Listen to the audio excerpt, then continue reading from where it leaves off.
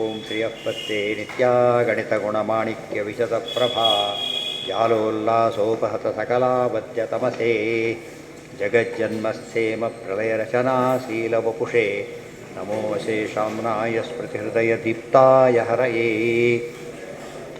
ನ ಶಬ್ದಾಬ್ಧೌ ಗಾಢಾ ನ ಚ ನಿಗಮಚರ್ಚಾಸು ಚತುರಾ ನ ಚ ನ್ಯಾಯೇ ಪ್ರೌಢಾ ನ ಚ ವಿದಿತವೇದ್ಯಾ ಅಪಿ ವಯಂ ಪರಂ ಶ್ರೀಮತ್ಪೂರ್ಣಪ್ರಮತಿಗುರುಕಾರುಣ್ಯಸರಣಿಂ ಪ್ರಪನ್ನಾಃ ಮಾನ್ಯಾಃ ಸ್ಮಃ ಕಿಮಪಿ ಚ ವದಂತೋಪಿ ಮಹತಾಂ ನಾರಾಯಣಂ ನಿಖಿಲಪೂರ್ಣಗುಣೈಕದೇಹಂ ನಿರ್ದೋಷಮಪ್ಯತಮಮಪ್ಯಖಿಲೈಃ ಸುವಾಕ್ಯೈಃ ಅಸ್ಯೋದ್ಭವಾದಿತಮಶೇಷವಿಶೇಷತೋಪಿ ವಂದ್ಯಂ ಸದಾ ಪ್ರಿಯತಮಂ ಮಮ ಸನ್ನಮಾಮಿ ಓಂ ಮಥಾತೋರ್ಮಜಿಜ್ಞಾಸಾವೋ ಕುಪಿತಾ ಹಿ ಫಣಚ್ಛಾಯಾ ಸಮೀಕೃತ್ಯ ಪರಂ ಸುಖಂ ಸೇವಂತೆ ಯತ್ಪದಂ ಧೀರಾಃ ತಂ ಭಜೆ ವಲ್ಲಭಂ ಶ್ರಿಯಃ. ಈಗ ಒಂದು ಪ್ರಶ್ನೆ ಬಂತು. ಏನು ಹೇಳಿದರು? ಮುಕ್ತಿಯಲ್ಲಿ ತಾರತಮ್ಯ ಇದೆ ಅಂತೇಳಿ. ಆಗ ಒಂದು ಪ್ರಶ್ನೆ ಮಾಡಿ ನೋಡಿ, ತಾರತಮ್ಯ ಒಪ್ಪಾರದು, ಇವೆಲ್ಲ ಕಾರಣ ಕೊಟ್ಟರೆ ಅದೆಲ್ಲ ಇರ್ಬೋದು. ನಾನೊಂದು ಕಾರಣ ಕೊಡ್ತೇನೆ ಅಂತೇನೆ. ಏನು ಕಾರಣ ಅಂದರೆ, ಒಂದು ಅಲ್ಲಿ ಏನಾದರೂ ಹೆಚ್ಚು ಕಡಿಮೆ ಇದ್ಬಿಟ್ರೆ ಏನಾಗುತ್ತೆ ಮನಸ್ಸಿಗೆ? ಅವನಿಗೆ ಹೆಚ್ಚಿದೆ, ನಮಗೆ ಕಡಿಮೆ ಇದೆ ಅಂತೇಳಿ ಮಾತ್ಸರ್ಯ ಹುಟ್ಟುಬಿಡುತ್ತೆ. ಎಲ್ರಿಗೂ ಒಂದೇ ಆದರೆ ಏನಾಗುತ್ತೆ? ಎಲ್ಲರೂ ಹೊಚ್ಕೊಂಡು ಬಂದರೂ ಖುಷಿ ಆಯಿತು ಅವರಿಗೆ. ಒಬ್ಬ ಬಿಟ್ಟ ಯಾವನು ಯಾಕೆ ಹೊಚ್ಕೊಳ್ಳಿಲ್ಲ ಅಂತ ಕೇಳ್ತಾರಲ್ಲ, ಹಾಗೆ ಪ್ರತಿಯೊಬ್ಬರು ಸಾಮ್ಯ ಎಕ್ಸ್ಪೆಕ್ಟ್ ಮಾಡ್ತಾರೆ. ಅದರಲ್ಲೂ ಅದಕ್ಕೋಸ್ಕರ ಮುಕ್ತಿಯಲ್ಲಿ ಸಾಮ್ಯನ ಎಕ್ಸ್ಪೆಕ್ಟ್ ಮಾಡ್ತೀವಿ. ಆದ್ದರಿಂದ ಮುಕ್ತಿಯಲ್ಲಿ ಸಾಮ್ಯನೂ ಸೇರ್ಕೊಂಡ್ಬಿಟ್ರೆ ಪರ್ಫೆಕ್ಟ್ ಮುಕ್ತಿ ಆಗುತ್ತೆ. ಅದು ಸಾಮ್ಯ ಹೇಳ್ತೀವಿ ಅಂತ. ನೋಡೋದಕ್ಕೆ ಏನಿದೆ ಇದು? ಪೂರ್ವಪಕ್ಷಿ ಸುಮ್ಮನೆ ಯಾವ ಮಾತಾಡಿದ್ರು ಒಪ್ಪಿಕೊಳಿಸುತ್ತೆ. ಉತ್ತರ ಕೊಟ್ಟಾಗಲೇ ಗೊತ್ತಾಗೋದು ಎಷ್ಟು ತಪ್ಪು ಹೇಳಿದ ಅಂತೇಳಿ. ಅದು ಅಲ್ಲಿ ಹುಡುಕ್ಬೇಕಾದ್ರೆ ಕೂಡ ನಮಗೇನು ಗೊತ್ತಾಗಲ್ಲ, ಎಲ್ಲಿ ದೋಷ ಇದೆ ಗೊತ್ತಾಗಲ್ಲ. ಹೌದಲ್ಲ, ಅವನದೊಂದು ಪಾಯಿಂಟ್ ಇದೆಯಲ್ಲ, ವೆರಿ ಗುಡ್ ಪಾಯಿಂಟ್ ಅಂತೇಳಿ ಅದಕ್ಕೆ ಹೇಳ್ತಾರೆ. ತಪ್ಪು ತಿಳ್ಕೊಂಡಿದ್ದಿ ಅದು ಎಷ್ಟು ಕ್ಲಿಯರಾಗಿ ಹೇಳ್ತಾರೆ ನೋಡಿ. ಯಾವಾಗಲೂ ಕೂಡ ಅಸೂಯೆ ಬರೋದು ತಾರತಮ್ಯ ಇದ್ರೆ ಅಲ್ಲ. ಅವನೇ ಹೇಳಿದ ತಾರತಮ್ಯದ ಅಸೂಯೆ ಹೇಳ್ತಾರೆ. ತಾರತಮ್ಯ ಇದ್ದರೆ ಅಸೂಯೆ ಬರೋದಿಲ್ಲ, ಸಾಮ್ಯ ಇದ್ರೇ ಅಸೂಯೆ ಬರೋದು. ಗೊತ್ತಾಯ್ತಾ? ಮಕ್ಕಳಿಗೆ ನೋಡಿ, ದೊಡ್ಡವರಿಗೆ ಕೊಡಿ, ಕೇರೆ ಆಡ್ತಾರೆ, ಸುಮ್ಮನೆ ಆಡ್ತಾ ಇರ್ತಾರೆ. ಮಗುಗಳು ತೀರ ಕೊಡಿ, ನನಗೆ ಕೊಡೋ ಶುರು ಮಾಡ್ತಾ ಅಷ್ಟೇ. ಯಾಕೆ? ಇವರಿಬ್ಬರು ಸಾಮ್ಯ ಇದೆ. ಸಾಮ್ಯ ಇದ್ದಾಗ ಹೆಚ್ಚು ಕಡಿಮೆ ಆಗಬಾರ್ದು. ಒಂದೇ ಪೋಸ್ಟಿಗೆ ಸಂಬಳ ಹೆಚ್ಚು ಕಡಿಮೆ ಸಿಟ್ಟು ಬರುತ್ತೆ ಹೊರತು ಪೋಸ್ಟೇ ಡಿಫ್ರೆಂಟ್ ಆದ್ರೆ ಸಿಟ್ಟು ಬರೋಲ್ಲ. ಅರ್ಥ ಆಯ್ತಾ? ಈಗ ಇಬ್ಬರು ಅಟೆಂಡರ್ಸಿಗೆ ಹೆಚ್ಚು ಕಡೆ ಸಂಬಳ ಕೊಡಿ, ಜಗಳ ಆಡ್ತಾರೆ. ಕೆಲಸಕ್ಕೆ ಮೇಲೆ ಜಾಗ ಅವ್ರಿಗೆ ಎಷ್ಟು ಕೊಡ್ತೀರಿ, ನಮಗೆ ಅಷ್ಟೇ ಕೊಡಿ, ಆ ಥರ. ಬೇರೆ ಮತ್ತೆ ಮಾತಾಡೋಲ್ಲ, ಯಾಕೆ ನಮ್ಮ ಫೀಲ್ಡೇ ಅಲ್ಲ ಅದು. ಅರ್ಥ ಆಯ್ತಾ? ಈಗ ವೆರಿ ಇಂಪಾರ್ಟೆಂಟ್. ಇದೆಲ್ಲ ಯಾರು ಹೇಳಬೇಕಾಗಿತ್ತು ಇದನ್ನು? ಸರ್ವಜ್ಞ ಮನ್ಯವನವೇಕ್ಷ ಸಕಾರ್ಯ ವೀರ್ಯಂ. ಅದಕ್ಕೊಂದು ಮಾತಿದೆ, ವಿವಾಹಶ್ಚ ವಿವಾದಶ್ಚ ಸಮಯೋರೇವ ಶೋಭತೆ. ಗಲಾಟೆ ಶುರುವಾಗೋದು ಯಾರ ಮಧ್ಯೆ? ಯಾವಾಗಲೂ ಇವತ್ತು ಯಾವಾಗಲೂ. ಅದಕ್ಕೆ ಆಚಾರ ಹೇಳ್ತಾರೆ, ಸ್ಪರ್ಧೆ ಬರೋದು. ವಾದಿ ಬಂದ, ಈಗ ವಾದ ಮಾಡ್ತೇನೆ ಅಂತ ಬಂದ, ಎಲ್ಲರೂ ಅಲೋ ಮಾಡೋಕ್ಕೆ ಬರೋದಿಲ್ಲ. ಬರೀ ಪ್ರಶ್ನೆ ಕೇಳೋದಕ್ಕೆ ಬಂದರೆ ಓಕೆ, ನಾನು ನಿಮ್ಮನ್ನು ಗೆಲ್ತೇನೆ ಅಂತ ಏನಾದರೂ ಪ್ರಶ್ನೆ ಬಂದರೆ ಫಸ್ಟ್ ಅವನು ಕ್ವಾಲಿಫಿಕೇಷನ್ ಕೊಡಬೇಕು. ಅವ್ನು ನೋಡ್ತೀವಿ, ಇವನು ನೋಡ್ತಾರೆ ಅದನ್ನು. ಇವನು ಮ್ಯಾಚಿಂಗ್ ಅಲ್ಲೇ ಇಲ್ಲ, ಅಲ್ಲೇ ಸೋತ, ನಾಟ್ ಅಲೌಡ್, ಮುಗಿದೋಯ್ತು. ಈ ಕೇಸ್ ಕೂಡ ಹೇಗೆ ಡಿಸ್ಮಿಸ್ ಮಾಡ್ತಾರಲ್ಲ ಹಾಗೆ, ಆ ರೀತಿಯಲ್ಲಿ ಅದು ವರ್ತ್ ಇಲ್ಲದೆ ಹೋದರೆ ತೊಗೊಳೋದಿಲ್ಲ. ನೀನು ಒಬ್ಬ ಪ್ರೊಫೆಸರು, ಅವನು ಸ್ಟೂಡೆಂಟು, ಇವನೇನು ವಾದ ಅವನಿಗೆ ಹೆಲ್ಪ್ ಮಾಡ್ಲಿಕ್ಕೆ ಬರುತ್ತಾ? ಇಬ್ಬರು ಪ್ರೊಫೆಸರ್ ಆದರೆ ಸರಿ, ಇಬ್ಬರು ಡಾಕ್ಟರ್ಸ್ ವಾದ ಮಾಡ್ಬೋದು. ಒಬ್ಬರು ಇಂಜಿನಿಯರ್ ಡಾಕ್ಟರ್ ರೋಗದ ಬಗ್ಗೆ ಮಾತಾಡೋಕ್ಕಾಗತ್ತಾ? ಸಂಬಂಧನೇ ಇಲ್ಲ. ಆದ್ದರಿಂದ ಸಾಮ್ಯ ಇದ್ದಲ್ಲಿ ಅಸೂಯೆ ಬರುತ್ತೆ ಹೊರತು ತಾರತಮ್ಯ ಇದ್ದರೆ ಬರೋದಿಲ್ಲ ಅಂತ ಹೇಳ್ತಾರೆ. ಗೊತ್ತಾಯ್ತು? ಅವಾಗ ಏನು ಮಾಡ್ತಾರೆ ಗೊತ್ತಾ ಅವರು? ಬರುತ್ತೆ, ಇಲ್ಲೇ ನೋಡಿ, ಭವೇ ಯುರ್ಯದಿತೆ. ದೋಷದ ಮುಂದೆ ಅದು ಮುಂದೆ ಫಸ್ಟ್ ಏನೀಗ ಅವನ ವಾದ ಏನಿತ್ತು? ಸಾಮ್ಯ ಇದ್ದರೆ ಮಾತ್ಸರ್ಯ ಬರೋದಿಲ್ಲ, ತಾರತಮ್ಯ ಮಾತ್ಸರ್ಯ ಬರುತ್ತೆ. ಅದಕ್ಕೋಸ್ಕರ ಯುಕ್ತಿ ಮಾಡಿದ. ಪ್ರತಿಯುಕ್ತಿ ಕೊಟ್ಟರು. ಏನು ಯುಕ್ತಿ ಅದು? ಮಾತ್ಸರ್ಯ ಬರೋದು ಸಾಮ್ಯ ಇದ್ರೇ ಹೊರತು ತಾರತಮ್ಯ ಇದ್ದರೆ ಅಲ್ಲ ಅಂತ ಹೇಳಿದರು. ಭವೇ ಯುರ್ಯದಿತೇರ್ ಶಾದ್ಯಾಹ ಸಮೇಶ್ವಪಿ ಕುತೋ ನತೆ. ಅದು ಸಮದಲ್ಲೇ ಜಾಸ್ತಿ ಬರುತ್ತೆ, ಅಷ್ಟೇ ಅಲ್ಲ. ನೋಡಿ, ತಪ್ಯಮಾನಾಹ ಸಮಾನ್ ದೃಷ್ಟ ದ್ವೇಷೇರ್ಷ್ಯಾದಿಯುತಾ ಅಪಿ ದೃಶ್ಯಂತೆ ಬಹವೋ ಲೋಕೆ ದೋಷ ಏವಾತ್ರ ಕಾರಣಂ. ಲೋಕದೊಳಗೆ ಜರಾಸಂಧ ಕಂಡ್ಕೊಂಡವ್ರ ಮೇಲೆ ಯುದ್ಧಕ್ಕೆ ಹೋಗ್ತಿದ್ದಿಲ್ಲ. ಯಾರ ಹತ್ರ ಬರ್ತಿದ್ದ? ಸಮಹತ್ಯೆ ಆ ಥರ ಬರ್ತಿದ್ದ. ತೀರೋ ಕರ್ಣ ಯಾವಾಗ ಇದು ಮಾಡಿಬಿಟ್ಟ, ಕೆಲವರು ಬಂದಾಗ ಹೋಗೋದು ಕಳಿಸ್ಬಿಡ್ತಾ ಇದ್ದ. ಅದು ಸರಿಯಲ್ಲ. ಅಂದರೆ ತಾತ್ಪರ್ಯ ಏನು ಅಂದರೆ, ಸಮರದ ಯುದ್ಧ ಮಾಡಲಿಕ್ಕೆ ದೊಡ್ಡ ಯಾವನ ಗಲಾಟೆ ಮಾಡಲಿಕ್ಕೆ ಬಂದು ಇವನು ಹೋಗೋದಿಲ್ಲ, ಇನ್ನೊಬ್ಬರನ್ನ ಕಳಿಸ್ಬಿಡ್ತಾರೆ. ಇದು ಆ ತನ್ನ ಲೆವೆಲ್ನಲ್ಲಿ ಬಂದರೆ ತಾನೇ ಉತ್ತರ ಕೊಡ್ತಾರೆ. ಯಾರ್ಯಾರು ಬಂದರೆ ಅವ್ನು ನಾನೇ ಬರಬೇಕು ಅದಕ್ಕಿಂತ ಕಳಿಸ್ತಾರೆ. ತಪ್ಯಮಾನ ಸಮಾನ್ ದೃಷ್ಟ ದ್ವೇಷ ಈರ್ಷ್ಯಾದಿಯುತ ಅಪಿ. ದ್ವೇಷ ಈರ್ಷ್ಯೆ ಇಬ್ಬರಲ್ಲೂ ಬರೋದು ಹಾಗೇನೆ. ದೃಶ್ಯಂತೆ ಬಹವೋ ಲೋಕೆ ದೋಷ ಏವಾತ್ರ ಕಾರಣಂ. ಆಗೊಂದು ಮಾತಾಡಿದ ಸ್ವಾಮಿ, ಹಾಗೆಲ್ಲ ಅಲ್ಲ, ಮುಕ್ತಿಯಲ್ಲಿ ಸಾಮ್ಯ ಒಪ್ಪೋಣ, ಆದರೂ ಕೂಡ ದೋಷ ಬರೋದಿಲ್ಲ. ಯಾತಕ್ಕೆ ಅಂದರೆ ಮುಕ್ತಿ ಆದ್ದರಿಂದ ಏನಿರೋದಿಲ್ಲ ಅಲ್ಲಿ, ದೋಷ ಇರೋದಿಲ್ಲ ಅಂತ ಹೇಳಿದ. ಮತ್ತೆ ಸಿಕ್ಕಾಕೊಂಡ. ಏನಾಯ್ತು ಈಗ? ಹಾಗಿದ್ದರೆ ಇದು ತಾರತಮ್ಯಕ್ಕೆ ದೋಷ ಬರುತ್ತೆ ಇದೆಲ್ಲ, ತಾರತಮ್ಯ ಇಟ್ಕೊಂಡು ಹೋಗಲಿ, ದೋಷ ಇಲ್ಲ ಯಾಕೆ ಬರುತ್ತೆ ಹಾಗಿದ್ದರೆ? ಮತ್ತೆ ಮುಗಿದೋಯ್ತು. ಅಂದರೆ ಎಷ್ಟು ಸರಿಯಾಗಿ ಅರ್ಥ ಮಾಡ್ಕೋಬೇಕು. ಹಾಗೆ ಇವೆಲ್ಲ ಮೊದಲೇ ಹೇಳಿದೆ, ಸಂಸ್ಕೃತ ಬಂದು ತಿಳ್ಕೊಳ್ಳೋದು ಬೇರೆ, ಕಾನ್ಸೆಪ್ಟ್ ಯಾರಿಗೂ ಅರ್ಥ ಆಗಿ. ಎಷ್ಟೋ ದಿನ ಸಂಸ್ಕೃತ ಓದಿರೋದಿಲ್ಲ, ಬೇರೆಯವರು ಭಾಳ ಎಕ್ಸ್ಪರ್ಟ್ಸ್ ಆಗಿರ್ತಾರೆ. ಅವ್ರಿಗೆ ಶಾಸ್ತ್ರ ಹೇಳೋದು ಕಷ್ಟ ಅಲ್ಲ, ಆ್ಯಕ್ಚುಲಿ ಭಾರಿ ಸುಲಭ. ಅದು ಶಬ್ದಗಳಿಗೆ ಕಷ್ಟ ಆಗುತ್ತೆ ಹೊರತು ವಿಷಯ ಬಂದಾಗ ಇನ್ನೂ ಚೆನ್ನಾಗಿ ಕ್ಲಿಯರ್ ಮಾಡ್ತಾರೆ, ಇನ್ನೂ ಚೆನ್ನಾಗಿ ಅರ್ಥ ಮಾಡ್ಕೋತಾರೋ. ಯಾರಿಗೆ ಬರೀ ಶಬ್ದ ಗೊತ್ತಿದೆ, ಅನುಭವ ಇರೋದಿಲ್ಲಲ್ಲ, ಅವರಿಗಿಂತ ಅವ್ರು ಮಚ್ ಬೆಟರ್. ಅವ್ರಿಗೆ ಈಸಿಲಿ ಗ್ರಾಸ್ ಮಾಡ್ತಾರೆ, ತಿಳಿತಿಲ್ಲ. ಮತ್ತು ನಮ್ಮ ಫೀಲ್ಡಲ್ಲಿ ವಂಡರ್ಸ್ ಮಾಡ್ತಾರೆ ಅಷ್ಟರಿಂದಲೇ. ಆದ್ದರಿಂದ ಯಾವಾಗ ಏನು ತಿಳ್ಕೊಂಡ್ಬಿಡ್ತೀವಿ ನಾವೀಗ, ಕೇಳೋರೆಲ್ಲ ಏನೋ ಇದ್ಬಿಟ್ಟಿದ್ದಾರೆ, ಏನು ಹೇಳಿದ್ರೆ ನಡೀತದೆ, ಭಾಳ ತಪ್ಪದು.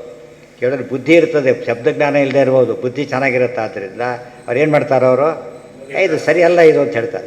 ಸಂಸ್ಕೃತದಲ್ಲಿ ಮಾತಾಡ್ಕೊಂಡ್ರಿ ಬೇಡಂಬಲ್ಲ, ವಿಷಯ ಸರಿಯಲ್ಲ ಅಂದ್ಬಿಡ್ತಾರೆ. ಇದು ಅರ್ಥ ಮಾಡ್ಕೋಬೇಕೀಗ. ಈ ಇಷ್ಟೊತ್ತು ಆಚೆ ಹೇಳಿದ ವಿಷಯ ಯಾರಿಗೆ ಅರ್ಥ ಆಗುತ್ತಿದೋ? ಬುದ್ಧಿರೋ ಎಲ್ಲರಿಗೂ ಅರ್ಥ ಆಗುತ್ತೆ. ಆದ್ದರಿಂದ ಶಾಸ್ತ್ರದ ವರ್ಡ್ ಪ್ರವಚನ ಎಲ್ಲರೂ ಕೇಳೋದಕ್ಕೆ ಹೇಳಿದ್ದಾರೆ. ಪ್ರವಚನದಲ್ಲಿ ಟೆಕ್ಸ್ಟ್ ಬೇಕಾಗಿಲ್ಲ, ಆದ್ದರಿಂದ ಎಲ್ಲರೂ ಕೇಳೋದು. ಪಾಠದಲ್ಲಿ ಹಾಗಲ್ಲ, ಲ್ಯಾಂಗ್ವೇಜ್ ಬರಬೇಕಾಗತ್ತೆ. ಸ್ವಾರಸ್ಯ ಗೊತ್ತವ, ಲ್ಯಾಂಗ್ವೇಜ್ ಬೇಕು. ವಿಷಯ ತಿಳ್ಕೊಬೇಕಾದ್ರೆ ಬೇಕಿಲ್ಲ, ಬರೀ ವಿಷಯ ಓರಿಯೆಂಟೆಡಾಗಿ ಕೇಳಿದರೆ even without the knowledge of ಏನು ಮಾಡಬೇಕು, ಲ್ಯಾಂಗ್ವೇಜು ಅರ್ಥ ಆಗುತ್ತೆ. ಆದರೆ ಅದು ಆ ರೀತಿ ಪಾಠ ಕೇಳಿದರೆ ಅದೊಂದು ರೀತಿ ಉಪಯೋಗ.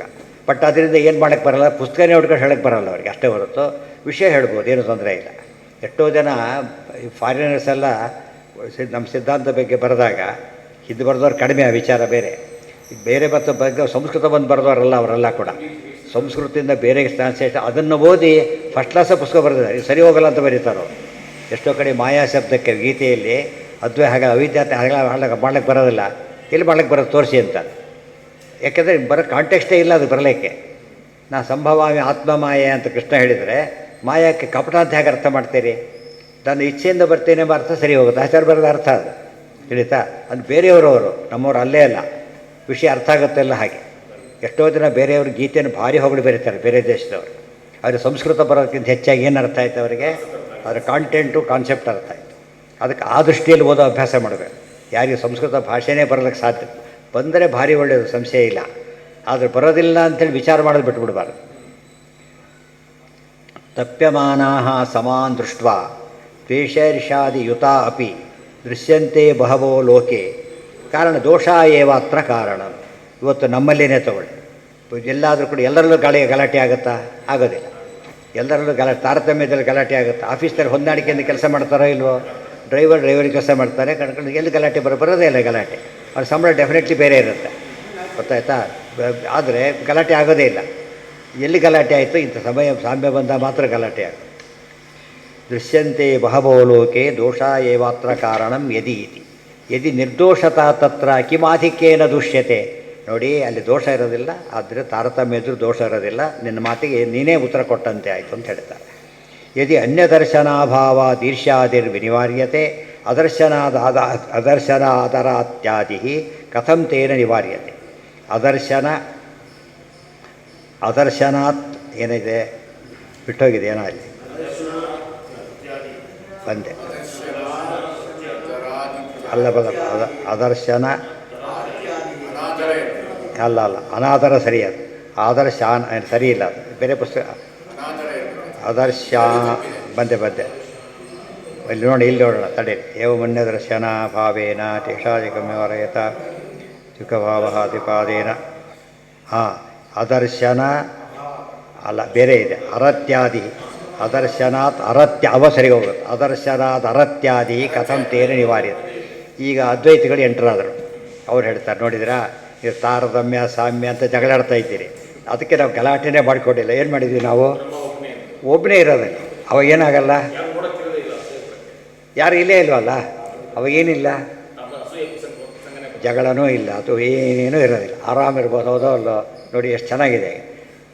ದ್ವೈತದಲ್ಲಿ ಒಂದು ಸಮಸ್ಯೆ, ಅವ್ರ ಪ್ರಕಾರ ಸಮಸ್ಯೆ ಇಲ್ಲ.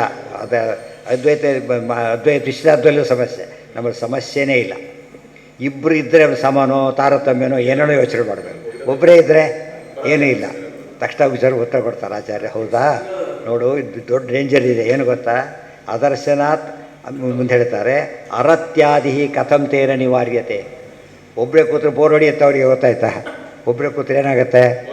ಬೋರ್ ಹೊಡಿಯುತ್ತೆ, ಹೌದಲ್ಲ? ಯಾರು ಹರಟಿ ಹೊಡ್ಲಿಕ್ಕಾರು ಬೇಕು ಕೆಲವರಿಗೆ. ಅದಕ್ಕೆ ಉಪನಿಷತ್ತು ಶುರುವಾಗೋದೇ ಅದರಿಂದ.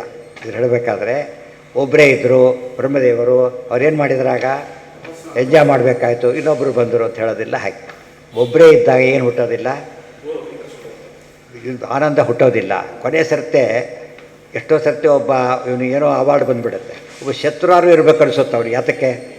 ಹೊಟ್ಟೆ ಹೊರ್ಕೊಳ್ಳೋಕ್ಕೆ ಒಬ್ಬ ಶತ್ರುವಾರು ಇರಬೇಕು. ನಮ್ಮವರಿದ್ದರೆ ಖುಷಿ ಪಡ್ತಾರೆ, ಶತ್ರುಗಳಿದ್ದರೆ ದುಃಖ ಪಡ, ಅದೊಂದು ಪಾಯಿಂಟೇ. ಆದರೆ ಅವ್ರು ಏನೂ ಇಲ್ಲಲ್ಲ, ಏನು ಉಪಯೋಗ ಅದರೊಳಗೆ? ಆರ್ಗ್ಯುಮೆಂಟ್ಸೇ ಹಿಡಿತದ್ರ. ಒಬ್ಬರಿಲ್ಲ ಎಂಬ ವಿಚಾರ ಬೇರೆ, ಅದು ಸರಿ ಇದ್ದರೂ ಒಪ್ಲಕ್ಕೆ ಬರೋದಿಲ್ಲ, ಸರಿ ಇಲ್ಲೇ ಇಲ್ಲ. ಎಷ್ಟೋ ಸರ್ತೆ ಒಬ್ಬನೇ ಇದ್ದರೂ ಬೇಜಾರಾಯಿತು ಅಂಬೋದು ತುಂಬ ಜನ ಹೇಳ್ತಾರೆ ಮಾತನ್ನು, ಗೊತ್ತಲ್ಲ? ಒಬ್ಬರೇ ಇದ್ದರೂ ಬೇಜಾರಾಗುತ್ತೆ ಅಂತ. ಲೋನ್ಲಿ ಹೌಸು, ಅದು ಬೇಜಾರು. ಅಲ್ಲಿ ಎಲ್ಲರೂ ಕಾಡಲ್ಲೇ ಎದ್ದು ಬಿಡ್ತಿದ್ರು. ಒಂಟಿಯಾಗಿರೋ ಸುಖವಾಗಿದ್ದರೆ ಏನು ಮಾಡ್ತಿದ್ರು?